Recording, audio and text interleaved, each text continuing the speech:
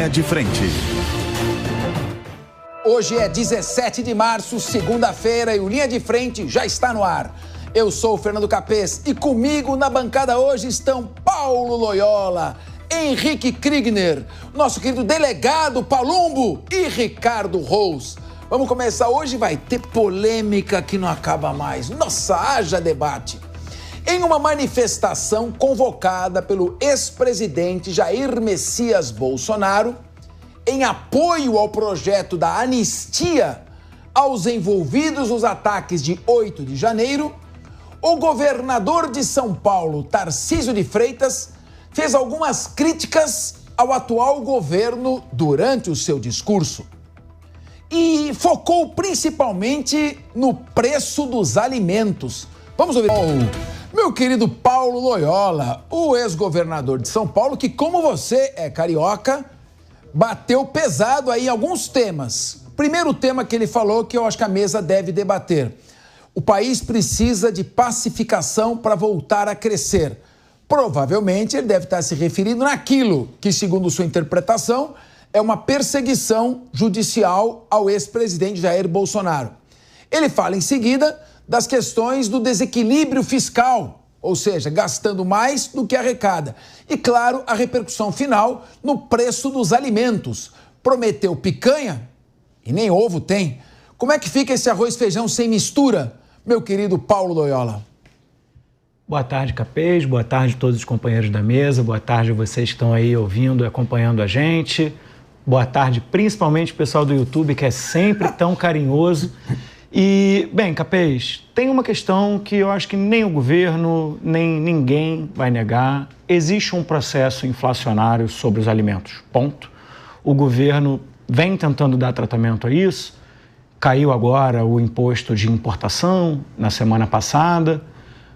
Me causa algum estranhamento, que eu vi alguns nomes ligados aí ao PL, ao campo mais bolsonarista, ao campo mais à direita, indo contra algumas ações que trabalham no sentido de diminuir o preço dos alimentos, mas o fato é que me parece que a gente tem uma economia que hoje está, sim, superaquecida. A gente teve aí quarto ou quinto maior crescimento do G20, dados preliminares de janeiro mostram que somente no mês de janeiro um crescimento de 0,9% do PIB, um crescimento absurdamente alto.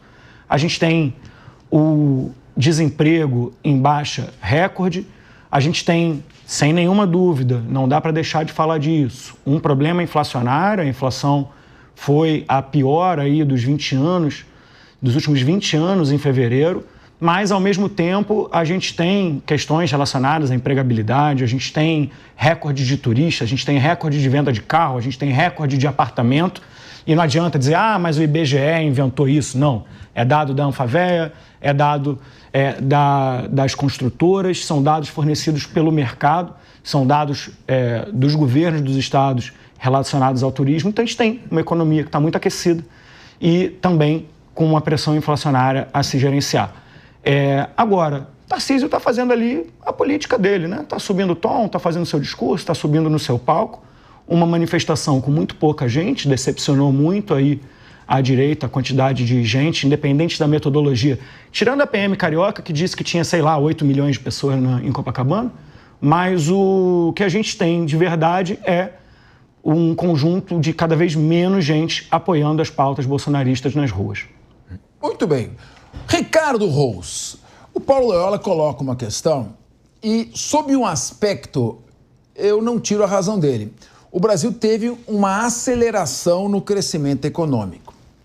Porém, eu vi uma reportagem interessante da revista Veja desta semana, dizendo que essa aceleração no crescimento foi às custas daquele método que os economistas petistas adoram, que é o método keynesiano, injetando dinheiro público, gastando mais do que arrecadando, diminuindo artificialmente, tentando diminuir artificialmente a taxa de juros para estimular o consumo, e aí o que acontece? Vem inflação.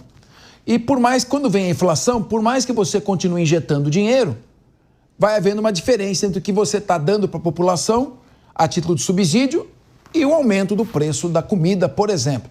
Como você vê o discurso do Tarcísio, o caminho para o momento de pacificação do país, para acabar com todas essas brigas. Era um evento sobre a anistia aos atos de 8 de janeiro. E como você vê a questão, sobretudo, do descontrole fiscal do país, com uma dívida chegando a quase 8 trilhões de reais, 1 trilhão só de juros e ainda com o preço dos alimentos e a inflação voltando. Boa tarde, Capês. Boa tarde aos colegas aqui debatedores. Boa tarde a toda a audiência da Jovem Pan. Capês, eu acho que o governador Tarcísio de Freitas fez um discurso que eu gostaria de ter feito se estivesse lá em cima do caminhão. Acho que corretíssimo. É muito importante a pacificação do país. E essa pacificação não deve acontecer se a gente não corrigir injustiças que estão acontecendo com os presos de 8 de janeiro. Foi por isso que foi convocado essa manifestação em Copacabana e é por isso que essa galera toda estava lá. O Paulo acho que teve pouca gente, eu acho que teve bastante gente que saiu num domingo e estava um baita de um sol no Rio de Janeiro, estava tendo outras atividades na orla de Copacabana que poderiam ter dispersado mais as pessoas, mas as pessoas estavam lá pedindo justiça. Era isso que as pessoas pediam. E sem isso vai ser muito difícil a pacificação que todos nós queremos para o nosso país. Primeiro ponto.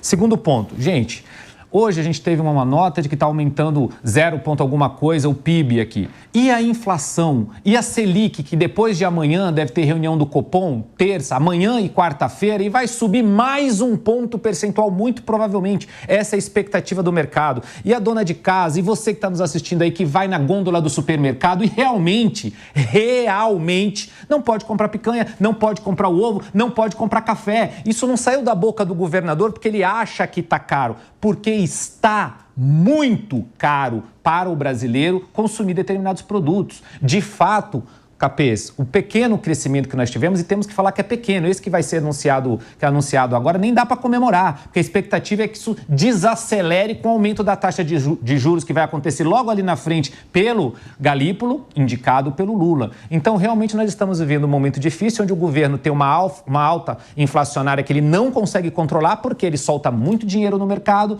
porque ele vive aumentando gastos públicos. A gente vê dia após dia notícias de aumento de emenda parlamentar, de deputado dando volta para conseguir fazer emenda parlamentar do jeito A, do jeito B, do jeito C. Até agora o orçamento do Brasil ainda não foi aprovado.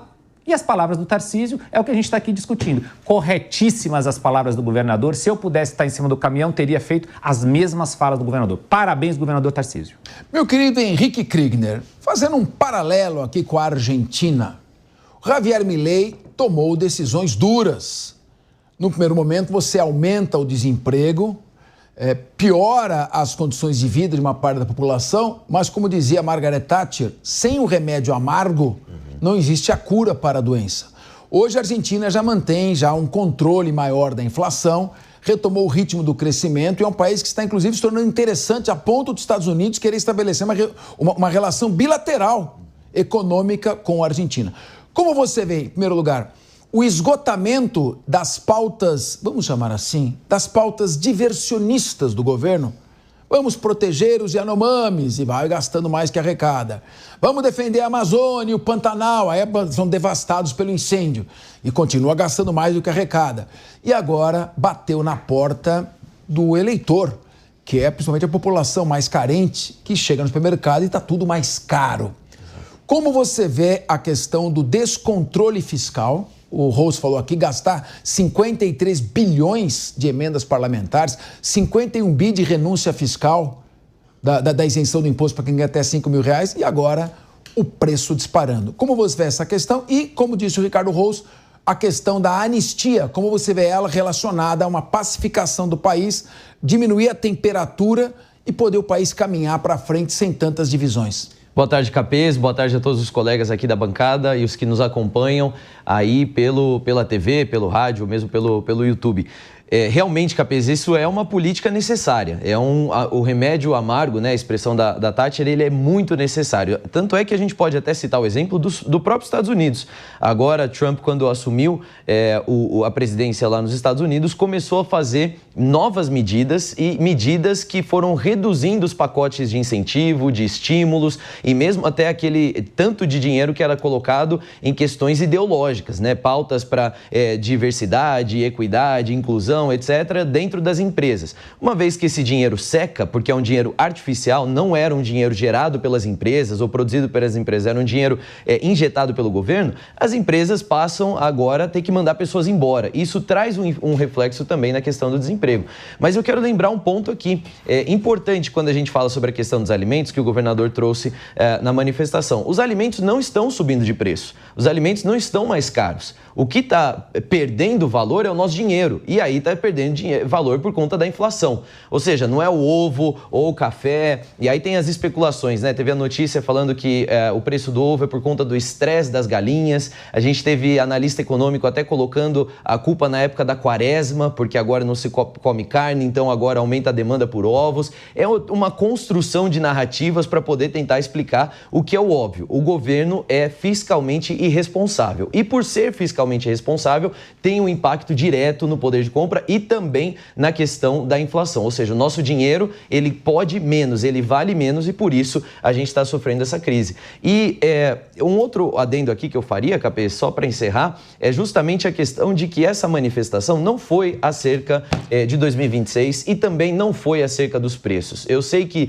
o governador Tarcísio trouxe esse assunto em pauta, outros também falaram, mas a maior parte da fala do governador e dos outros que falaram foi justamente pela questão da anistia. E a questão da anistia não é uma questão bolsonarista, muito menos de direita. A questão da anistia é uma questão de justiça. O que está acontecendo no Brasil, com as pessoas que foram presas no contexto do 8 de janeiro, e aqui não é para defender quem tenha cometido crimes ainda mais severos, como estão sendo levantados, mas essas pessoas estão sendo punidas de uma forma injusta. E isso deveria ser uma pauta para todos. Quando você tem uma mãe de família que escreveu numa estátua e está aguardando o julgamento, e o julgamento que deve aí dar para ela 17, 20 anos de prisão, ela não conseguir nem liberdade para poder ver seus filhos, aí nós temos um problema seríssimo. Isso não tem a ver com direita, não tem a ver com esquerda, isso é uma questão de justiça e não deveria estar acontecendo no Brasil. Meu querido deputado, mas eu prefiro chamar delegado Palumbo, você se notabilizou por uma atuação importante e destacada no combate à criminalidade, com riscos à sua própria vida, à sua própria segurança, e foi um policial de muito sucesso. Você ajudou a levantar o nome da Polícia Civil e, com todos os méritos, foi eleito deputado federal na pauta de segurança pública. Você é delegado há muitos anos, eu promotor, depois procurador durante muitos anos, sempre combatemos a criminalidade. Ninguém há de aprovar uma manifestação como o 8 de janeiro, em que há destruição de próprios, invasão de prédios, ou seja, uma balbúrdia, uma baderna generalizada. O país, nossa bandeira está escrito ordem e progresso. Sem ordem você não tem progresso. Agora, me parece que uma das bandeiras que sustenta a anistia, você está lá no Congresso, pode trazer para nós um panorama geral, é que há um certo desequilíbrio entre quem teve uma participação preponderante, fundamental, como aquele marginal que vimos quebrando um relógio de 1808 no prédio do Supremo Tribunal Federal, e pessoas que estavam ali, uma senhora que picha uma estátua com batom, outros que nem chegaram a entrar no prédio, outros... Ou seja, não há uma individualização da responsabilidade. E não há uma mensuração de culpabilidade. O Código Penal diz, cada um na medida da sua culpabilidade.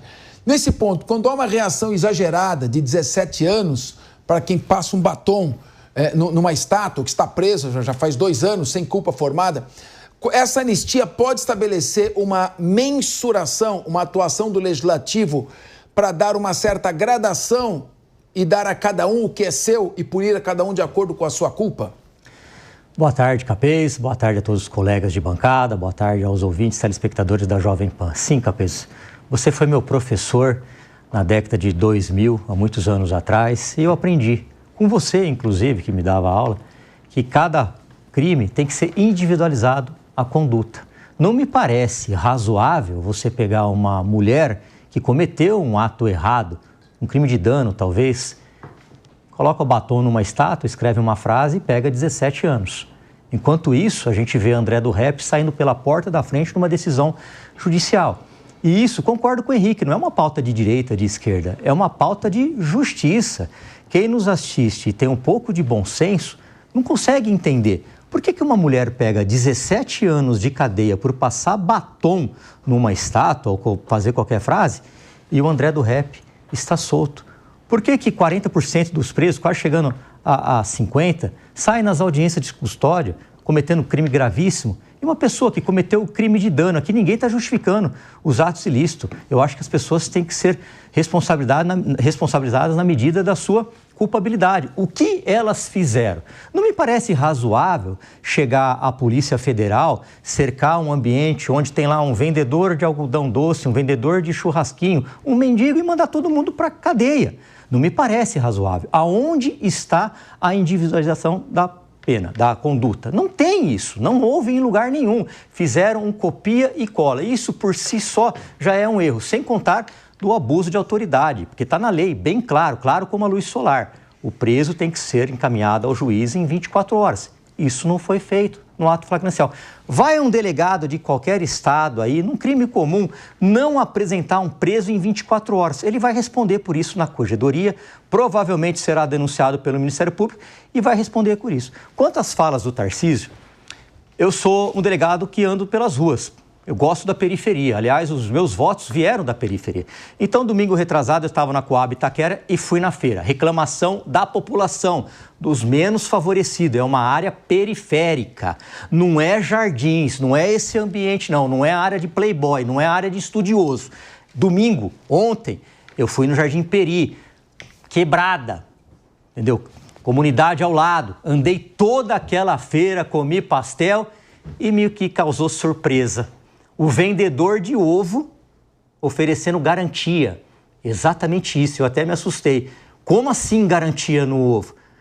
Caiu um pouco as vendas, então a gente está oferecendo essa garantia. Se a dona de casa for para casa quebrar um ovo, ela pode vir aqui que a gente dá outro. Olha que nível nós chegamos no Brasil. Isso aqui não é a linguagem do delegado Palumbo e nem de um estudioso que vai vir aqui com centenas de gráficos, pesquisa, que a população que está nos ouvindo agora não entende absolutamente nada. Isso aqui é a linguagem do povo. O Tarcísio está certo e está sendo leal ao quem elegeu. Eu acho que a lealdade é um grande atributo e o Tarcísio vem mostrando isso. Porque hoje ele consegue caminhar com independência. Hoje eu vejo o Tarcísio que não precisa mais do presidente Bolsonaro, mas ele é leal. O duro é quando você empresta o seu nome para alguém e ele começa a andar por outro lado, se esquecendo que se não fosse aquele nome, Bolsonaro no caso, ele jamais seria eleito. E quem não tem gratidão, lealdade, não tem caráter. Essa que é a verdade. Então eu concordo com ele. Também discordo. Falaram que tinham poucas pessoas. Sabe o que acontece? As pessoas estão com medo. Exatamente isso. Porque hoje em dia você não pode mais se manifestar. Com medo de chegar a Polícia Federal junto com o Exército, sei lá o quê, cercar o quarteirão. Não, vamos acabar com a manifestação. Vamos ficar aqui nesse cantinho. Entra no ônibus que eu vou te dar uma carona. E depois, ripa, cadeia. Isso não é justo. Isso não é legal. Isso é um ato atentatório contra a democracia. As pessoas têm direito de se manifestar. E se alguém depredar, se alguém cometer algum ato ilícito, que responda por isso. Vamos ver se no dia 6, que é a outra manifestação que está marcada aqui na Paulista, quantas pessoas vão ter. Acredito que milhares de pessoas. Ô Palumbo, só explorando sua experiência de delegado de polícia, você, na sua carreira, você era um delegado atuante, operacional, você fez várias prisões em flagrante. E tem que lavrar o flagrante, como você disse, mandar em 24 horas para o juiz, hoje tem audiência de custódia, né, para saber se as condições do preso. E aí, se o flagrante é convertido numa prisão preventiva, ou se a pessoa é solta. Mas o juiz tem que ver essa prisão no prazo de 24 horas. Aí você tem que terminar o inquérito em 10 dias com a pessoa presa. Perfeito. O que acontecia quando, por exemplo, você fazia uma prisão em flagrante, o inquérito passava de 10 dias, chegava a 20, 30, 40, 50 dias... Ou, por exemplo, 2 anos e o inquérito não termina e a pessoa ainda está presa. Ou o promotor oferece a denúncia num prazo com o réu preso depois de 5 dias, depois de 1 mês, 2 meses. O que acontecia naquela época pela tua experiência? Geralmente colocava-se liberdade, né? Porque você está extrapolando os limites da lei. A lei foi feita para ser cumprida. Ela pode ser interpretada assim quando ela deixa algum tipo de lacuna. Mas tem casos que são tão claros que qualquer criança consegue interpretar. Eu posso citar um exemplo aqui, o artigo 53 da Constituição Federal, onde diz que os deputados e senadores são invioláveis por quaisquer palavras, quaisquer. Uma criança, o meu filho de 12 anos, consegue interpretar isso. Mas, infelizmente, tem alguns parlamentares que não conseguem interpretar. Então, por exemplo, o Geyer foi lá na tribuna da Câmara, Ele foi lá no microfone que dá direito a ele falar 1 minuto, mas dentro do plenário da Câmara, e resolveu falar sobre uma conduta do presidente em relação a uma deputada que virou ministra. Ele já vai responder no Conselho de Ética por isso. Olha, não me parece razoável. Lá está escrito, não preciso desenhar quaisquer palavras. Aí estão relativizando. Isso não pode acontecer. Eu acho que a lei tem que ser cumprida para todos, independente se é de direita, se é de esquerda, se é de centro ou se é de nada. A lei foi feita para todo mundo cumprir, não importa o viés político e ideológico. E quando um deputado faz isso, entra no Conselho de Ética contra outro deputado, ele está indo contra si próprio, porque amanhã pode ser ele, ser vítima do que ele está fazendo agora. Paulo Loyola, deixa eu trazer você de novo para o debate, você foi o primeiro a falar. Há algum receio da sua parte de que, quando há decisões num determinado sentido, existe uma coisa que se chama jurisprudência. Quando um tribunal superior toma uma decisão, essa decisão normalmente é seguida. Eu, por exemplo, escrevo meus livros, eu pego uma decisão do Supremo ou do STJ, muito mais do que de tribunais estaduais e federais, com todo respeito, e jogo no meu livro. Esse é o novo entendimento, essa é a nova súmula. E a tendência é que todos os operadores de direito passem a seguir. Tem aquele negócio, pau que bate em Chico, bate em Francisco. Como você vê a situação, embora você não seja advogado, mas você tem uma experiência enorme, política muito grande, como você vê a situação hoje em dia no país? O Capês, a gente precisa olhar essas coisas com muito carinho, né? Vamos pegar até um exemplo aqui da mesa hoje dos colegas. Por exemplo, você pode selecionar o que você vai falar a depender do tipo de mensagem que você queira passar. Por exemplo, o companheiro Henrique citou que o governo tem sido irresponsável com as contas públicas e tudo mais, mas esqueceu de dizer que caiu 1% o déficit primário do governo. Mais uma vez, uma das maiores quedas e, mais uma vez, um dado que não é manipulável. É o quanto gastou versus o quanto conseguiu arrecadar. Aumentou a arrecadação, diminuiu o gasto, resultado, mais de 80% de queda do déficit primário, segundo melhor resultado dos últimos 10 anos. Então, o companheiro Henrique tem o direito de falar isso? Eu acho que tem, da mesma forma que eu entendo que ele está errado. Agora, tem coisas que fogem desse ponto. Do meu ponto de vista, ele está só manipulando a informação a favor dele. Agora, tem pessoas que passam limites e cometem crimes com essa questão. Essas questões, eu acho que cabe à polícia, cabe à justiça olhar, definir o que é, o que não é. Do meu ponto de vista, particularmente, Capês, por exemplo, concordo. Não acho que as questões do 8 de janeiro sejam referentes à direita ou à esquerda. Eu acho que são questões democráticas e acho que aquelas pessoas têm que ser punidas, presas e continuarem onde estão. Porque a gente precisa dar um recado para o país de que, como você bem falou, Capês, precisamos de ordem. Então não dá para aceitar pessoas entrando e quebrando uma casa legislativa ou do jurídico, porque senão o país vai virar uma anarquia, o país vai virar um caos. E aí eu acho que esse é um ponto que a gente precisa olhar com muito cuidado. Muito bem. Essa é uma posição que o Paulo Loyola coloca, que também há muita gente colocando. Então nós precisamos fazer sempre o debate, estabelecer esse ponto e contraponto. Essa é a característica do Linha de Frente. Agora, meu querido Ricardo Rosso, se a produção puder colocar, se estiver pronto já, colocar para nós o Código Penal no artigo 163, que prevê a pena do crime de dano. Seria interessante. Você concorda com o Paulo Loyola? Ele diz o seguinte, que ele concorda que o que vai ser feito hoje é uma questão que vai ficar pela jurisprudência. Mas ele acha que são pessoas que praticaram atos antidemocráticos e estão presas, têm que ficar presas. Todas, na sua opinião, praticaram atos antidemocráticos ou algumas sequer sabiam o que estavam fazendo ali? Como é que faz separar o joio do trigo? Capês, é óbvio que não são todos que estão presos que promoveram os quebra-quebra. Primeiro que isso foi uma manifestação pacífica, que no final da manifestação como é característica das diversas manifestações. Houve uma manifestação ontem em Copacabana, no Rio de Janeiro. Teve um copo plástico quebrado? Teve o que quebrado? Absolutamente nada. Essa é a característica das manifestações da centro-direita e da direita no Brasil nos últimos anos. E a que aconteceu no 8 de janeiro era uma manifestação. No final da manifestação, chegando à Praça dos Três Poderes, ali tiveram pessoas que começaram a invadir. Aí teve gente que correu assustada para dentro dos prédios, teve gente que nem sabia, teve gente que estava passando por lá.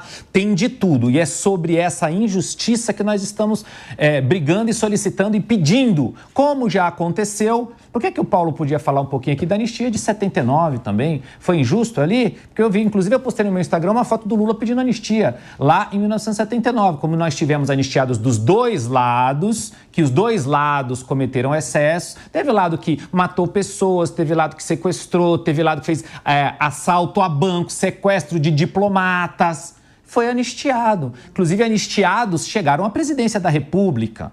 Enfim, eu acho que o que nós estamos discutindo, e eu concordo com o Henrique aqui, não é direita, não é esquerda, é justiça. Cadê o duplo grau de jurisdição dessas pessoas que estão presas? Por que a mulher do Sérgio Cabral, que tinha filhos, conseguiu liberdade para sair, para ficar com seus filhos, e a Débora, que manchou uma estátua com batom, está 2 anos presa e não conseguiu essa mesma liberdade, essa mesma paridade de armas aí? Por que ela não conseguiu? Por que o Clesão morreu na cadeia, sendo que sequer olharam o caso dele para liberar um cara que estava doente? Então, e o Cabral, condenado a mais de 400 anos, está sendo blogueiro agora da cobertura dele no Rio de Janeiro. Isso aí a gente não conta. E uma coisa importante que você falou sobre depredação e vandalismo, Paulo, que eu acho que é importante a gente também tocar aqui. Em 2017, quando de forma legítima, dentro das 4 linhas da Constituição da República Federativa do Brasil, foi impeachmentada uma presidente da República e o seu vice assumiu. Tudo dentro do processo, do devido processo legal. A galera da esquerda não gostou, a galera da esquerda saiu descendo o cacete na esplanada dos ministérios pedindo fora Temer, tocou fogo em tudo quanto foi lugar, quebrou tudo quanto foi ministério. Não tem ninguém preso até hoje. Por quê? Que a justiça pesa para um lado e não pesa para o outro lado. Essa é a indignação que está na garganta de vários brasileiros, e por isso foi aquela quantidade imensa de pessoas em Copacabana pedir anistia. As pessoas estão presas, muitas delas injustamente. E eu, que sou um democrata, sou a favor de que quem cometeu o vandalismo se identifique, se dê nome aos bois. Quem cometeu o vandalismo pague por vandalismo, por depredação de patrimônio público ou qualquer coisa assim. Assim como eu defendo aqui, já defendi diversos programas, que quando há invasão de propriedade pública pelo movimento sem terra, que também se prenda, que também se puna. Mas isso não acontece. Ali é um movimento social.